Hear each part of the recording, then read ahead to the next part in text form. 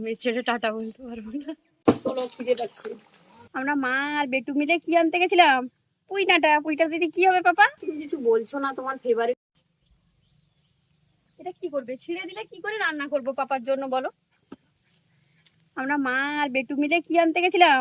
পুইটা দিদি কি হবে পাপা? রুই মাছের ঝোল, তাই তো? পাপা রুই মাছ এনেছে, তাই তো? বলে দাও, বলো আমার পাপা রুই মাছ এনেছে, সেটা পুঁই ডাঁটা দিয়ে মাম্মাম ঝোল করবে। কে খাবে? তুমি খাবে? সবগুলো পাতা ছিঁড়বে আর দুষ্টুমি করবে, এটাই হলো ওর নেশা। নমস্কার বন্ধুরা, সানার কিচেনে আপনাদের সবাইকে স্বাগত। আজ পুঁই ডাঁটা দিয়ে রুই মাছের ঝোল বানাবো, তাই পুঁই ডাঁটা আনতে গেছিলাম। চলুন তাহলে রেসিপিটা শুরু করি পুঁই ডাঁটাটা নিয়ে গিয়ে, নাহলে পুরো সব পুঁই ডাঁটা এখানেই ছিঁড়ে ফেলে দিয়ে যাবে আর মাছের ঝোল আর তৈরি করা যাবে না। চলুন, প্রথমে মাছগুলোকে ভেজে নেবো, তার জন্য মাছের মধ্যে লবণ আর হলুদটা মাখিয়ে নিচ্ছি।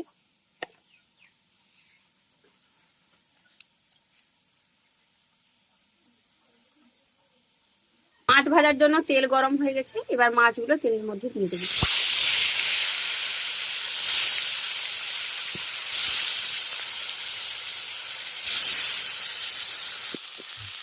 মাছ ভাজা হয়ে গেছে, এবার এগুলো তুলে নেব। মাছগুলো তুলে নেওয়ার পর আলুগুলোকেও আমি ভেজে নিচ্ছি।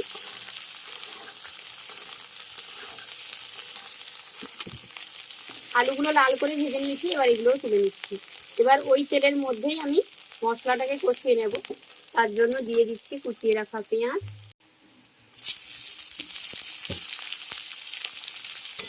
পেঁয়াজটাকে প্রথমে ভেজে নেবো ভালো করে।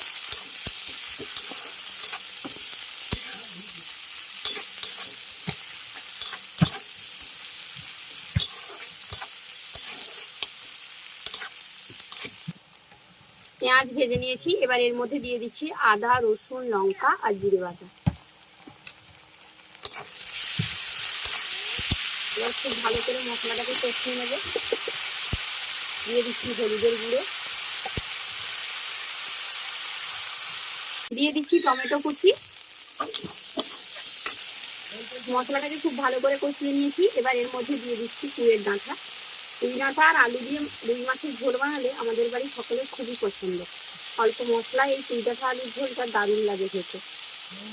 ভেজে রাখা আলুটাও একই সঙ্গে দিয়ে দিলাম।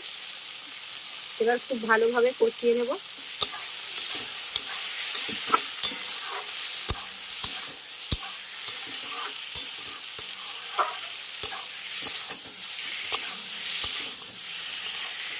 খুব ভালো করে কষিয়ে নিয়েছি, এবার এর মধ্যে দিয়ে দেবো জল।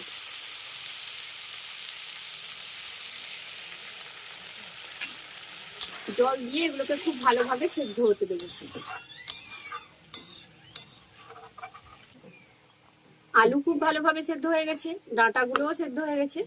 এবার আমি এর মধ্যে ভেজে রাখা মাছগুলো দিয়ে দিচ্ছি। তুমি কিছু বলছো না, তোমার ফেভারিট মাছের ঝোল বানালাম, লাস্টে এলে এতক্ষণ আমি একাই সব সামলেছি, ক্যামেরা ট্যামেরা সব।